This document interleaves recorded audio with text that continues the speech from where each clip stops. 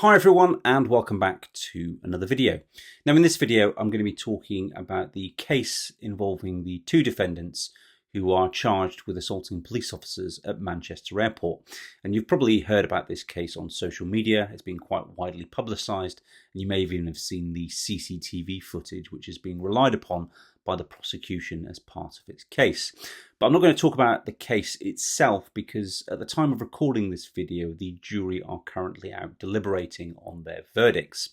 What I do want to talk about, however, is criticisms that I've seen of the case and specifically the judge's legal directions to the jury, whereby the jury have been told that the individuals are of good character.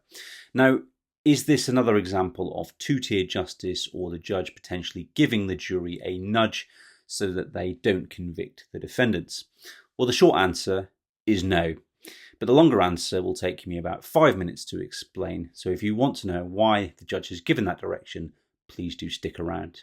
Welcome to my channel, Andy on Crime, where I talk about high-profile criminal cases and other aspects of criminal law. And as I've said in other videos, if you want to follow me on other social media platforms, I am on TikTok. My handle is AndyOnCrime1, and I am on Twitter. My handle is AndyOnCrime.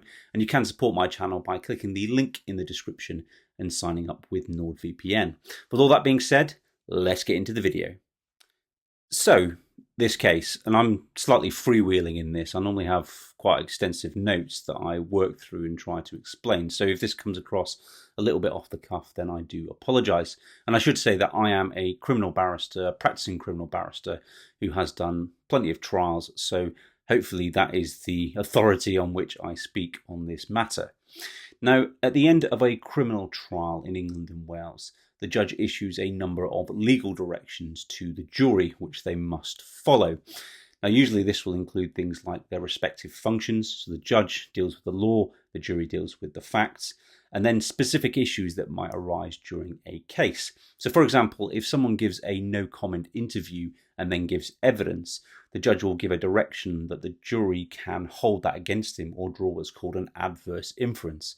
Now, there are a number of different directions that are awarded in a variety of different trials, and there's too many for me to go through here, but that gives you an example. Another one is if someone is intoxicated voluntarily and is alleged to have committed a crime, the judge will usually give a direction that says that voluntary intoxication is not a defence to the crime.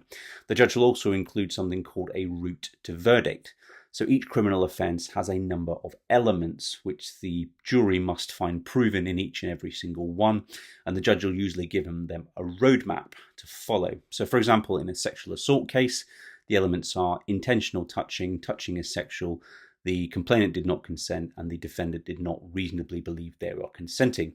So all the judge will do is ask question 1, did the individual touch the complainant? If the answer is no, then they have to find them not guilty. If it's yes, then they go on to the next question and so on and so forth. So how does this apply to good character?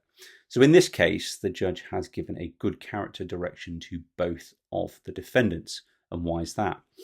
Well, if someone comes before a jury in a criminal trial with no previous convictions, no cautions, no warnings, no reprimands on their police national computer record, then they are entitled to something called a good character direction. And that applies across the board. So even if someone is accused of murder, for example, and they've got no previous convictions, they will be given a good character direction. If they're accused of rape, if they're accused of a multitude of offences, if someone has no criminal convictions, they will be given a good character direction. So what exactly is a good character direction? Well, basically, it's to inform the jury that there is no previous convictions on behalf of that defendant, and it's relevant to two matters. The first is something called the credibility limb. So if a defendant has no previous convictions and then gives evidence, then the jury are told that someone of good character may be more likely to be truthful and their evidence may be more reliable. So that's part 1. And part 2 is called the propensity limb. So if a defendant does or does not give evidence in a criminal trial, the jury is told that someone with no criminal history is less likely to have committed the offence. Therefore, it might be considered out of character for them to be accused of this offence. Now, how does that impact the jury in reality? Well, everyone is of good character at one point in their life, regardless of the type of person.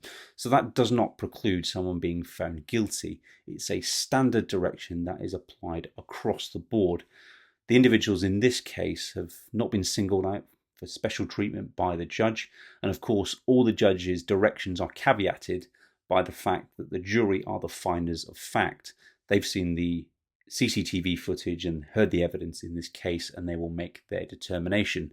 So to suggest that someone who has been given a good character direction is going to get off as a result of that just doesn't really make sense in reality, because if that was the case, no one who doesn't have a criminal record would ever be convicted of a criminal offence. And as I say, this applies across the board, across a multitude of offences.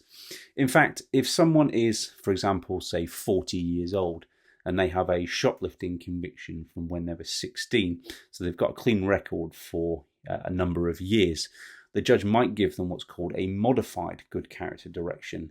And it'll be something along the lines of, save for one caution when the individual was 16, this person has committed no other offences and can be deemed effectively of good character. So again, going back to the point, and what I think a lot of people are trying to say on here is that they don't like the individuals involved in this case, because they think, and they compare it to some of the individuals who were arrested and convicted as a result of the riots in 2024. These individuals committed this offence, weren't bailed, and it seemed to take a while for these offences to come to court. And I think this is just an extension of that, but there is nothing unusual about this direction. In fact, I prosecuted a trial last week where the individual was of good character, and that individual was given a good character direction. As I say, it's applied across the board, and there is nothing unusual. Whether or not an individual should, or we should have a system where people who are of good character get that direction, is a perfectly valid question for people not familiar with the criminal law to ask.